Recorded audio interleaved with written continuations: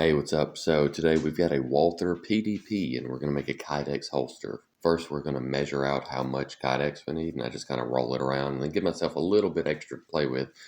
Foreshadowing here, should have gave myself just a little bit more, but I made it work. I use a miter saw to do the majority of my cutting on Kydex, which is probably not the right thing to do, but it works pretty well for me.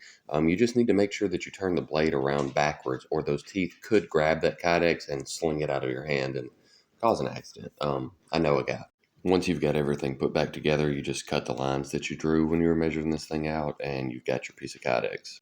Now, not many people that I know of do this next step, but I will take a heat gun and heat up the middle of this piece and then fold it over to where the edges line up perfectly, and I've got myself just a symmetrical square, rectangle, whatever shape this is. And over in the corner that I'm going to wind up trimming away later anyway, I go ahead and drill a hole all the way through and then attach it together with one of these Chicago style screws. Most guns will have some kind of area on them that just doesn't really lend itself to good drawing and reholstering your firearm once the holster is formed perfectly to them. Semi-autos specifically will have a notch out where the ejection happens. So I like to put a piece of foam there, and then when I'm making my mold, it doesn't concave into that and just create massive issues down the road. I just put my Kydex on a cookie sheet and put it in the oven at 300 degrees for a few minutes until it gets really pliable. And then I bring it over to these foam boards that I've got 2x8s on the backside of, and then I clamp them together very tight so I can get all the definition possible right here. Now, luckily, Kydex is incredibly forgiving because I didn't have it exactly where I wanted, so I just reheated it and remolded it here.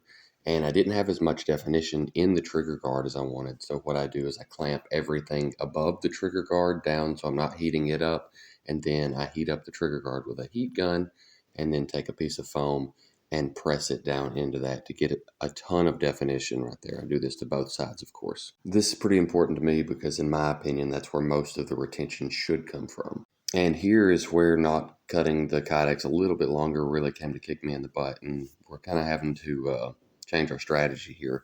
If you'll notice, there is a head on those screws, and it will stick down into the holster. So if your belt attachment happens to be directly over where the gun is going to be, the screw head's just going to scratch it up, so it's not going to work. So I fold up some linoleum actually and then tape it where I want it to go. And then what I'm doing here is bumping the Kydex out. I'll heat it up, essentially just remold that area once again, and then I'll have enough room for those screw heads to be in there without contacting the slide. I had originally wanted the belt attachments to be above and below the gun completely so that this wouldn't be an issue, but again, I cut it just a little bit too short, so here we are. Just make sure that you're protecting the parts of the gun that you've already got formed like you want it, and then try to focus the heat gun exactly where you're wanting to change the form. And once you've got everything complete, you can sit back and admire your work. Just kidding, you've got to put a new retention screw in where it needs to go. Now, since they are screws, it is adjustable, so you can have it more or less retentive, but that is a good thing to check at this point in time. You can just stick the gun in, turn it upside down, give it a little shake, and see if it moves. I like it pretty retentive myself, but again, that comes down to personal preference. And now it's time to put that belt attachment on. I'm using the same style screws, but they are shorter so that they don't stick in. They don't have to go all the way through two pieces of Kydex and so on and so forth and what have you. And I pretty much just mark a hole that I want to drill on the first one. And then when I drill all the way through it, I put the belt attachment back on, and then just mark where the next screw hole should be. You could probably measure this correctly the first time or mark it if you had a marker. I just didn't know where mine was at the time. And once we get this attached, we need to put another belt attachment on there because, obviously one isn't going to hold it. So would you look at that? That is not going to work, so we'll have to rearrange some things there. But this is also a good time to check and make sure that those screw heads will clear that gun. So let's go ahead and stick that in the holster, make sure that everything looks great, and then we'll address the other elephant in the room. And you guessed it, back to the heat gun. We're just going to heat this top part up here till it's good and flexible. And I'm going to grab two magic markers, one on top and one on bottom, just to help me form this exactly like I want it. Now, you may be asking yourself, hey, how hot is that and why aren't you wearing gloves? And mostly it's because I'm an idiot, I guess.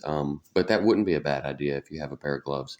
This stuff does get relatively warm probably to the state of uncomfortableness.